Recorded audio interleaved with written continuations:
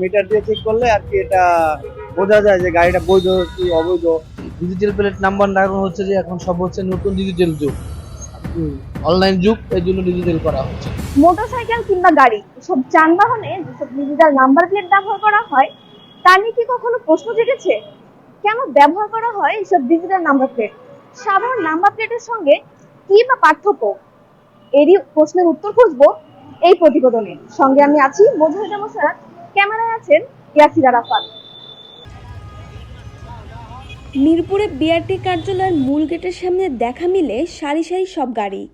সবাই এখানে এসেছে মূলত গাড়িতে ডিজিটাল নাম্বার প্লেট বসানোর উদ্দেশ্যে। তবে গাড়ির মালিক কিংবা চালকেরা কেউ বা এখনো সঠিকভাবে জেনে উঠতে পারেনি এই ডিজিটাল নাম্বার প্লেটের আসল কাজ সম্পর্কে।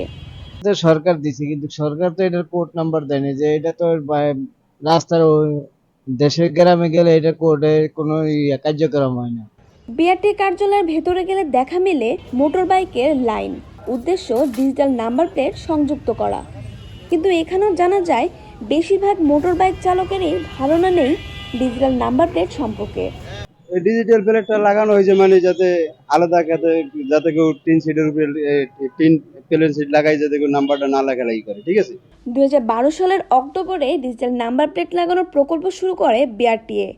গ্রাহকদের বলা হয়েছিল গাড়ি চুরি কিংবা হারিয়ে গেলেও তা শনাক্ত করা যাবে এই নাম্বার প্লেটের মাধ্যমে।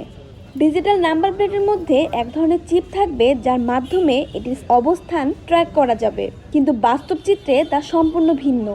গাড়ি হারিয়ে গেলে তা শনাক্ত করাই যায় না, বরং নাম্বার প্লেটের জন্য ভোগান্তির শিকার হতে হয় সাধারণ মানুষদের।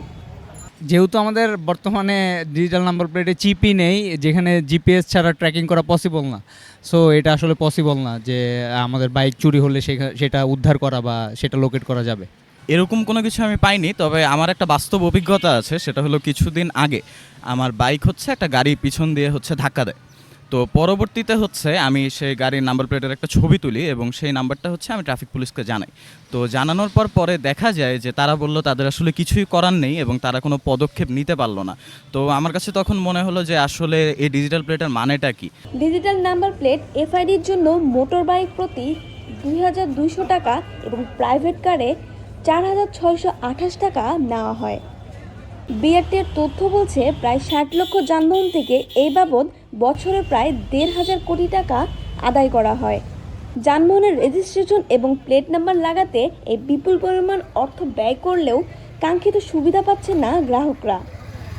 ডিজিটাল নাম্বার প্লেটটা মূলত আমরা যে সুফলের জন্য বা যে সুবিধার জন্য নিয়েছিলাম, বা ওই সময় গভর্নমেন্ট যেই ধরনের আমাদেরকে কমিটমেন্ট করছিল যে ডিজিটাল নাম্বার প্লেটের মাধ্যমে আমরা গাড়ি কোথাও হারায় গেলে, চুরি হইলে এই গাড়িটা আমরা এই ডিজিটাল নাম্বার প্লেটের মাধ্যমে শনাক্ত করে গাড়িটা বের করতে পারবো। মূলত আমরা আসলে এই ধরনের কোনো সুযোগ সুবিধা পাইনি। গাড়ি হারায় গেলে আমাদেরকে ওই জিপিএস স্টিকারের মাধ্যমে উদ্ধার করতে হচ্ছে, প্লাস এই ডিজিটাল নাম্বার প্লেট যদি হারায় যায়, গাড়ি হারায় গেলে তো গাড়ি পাওয়া যাচ্ছে না, আমাদের নিজেদের ব্যবস্থায় বের করতে হচ্ছে।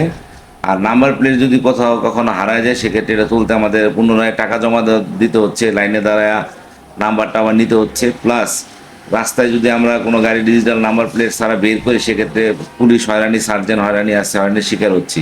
তো মূলত যে প্রকল্পের কথা বলে আমাদের কাছ থেকে ডিজিটাল নাম্বার প্লেটের টাকা নিয়েছিল এবং বলেছিল যে এই সুবিধাগুলো আমরা পাবো, এগুলোর কোনো ধরনের কোনো সুযোগ সুবিধা আমরা এখন পর্যন্ত পাইনি।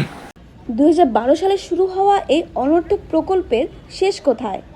যানবাহন খাতের এই অব্যাহত নৈরাজ্য দ্রুতই নিরসনের দাবি সাধারণ মানুষদের।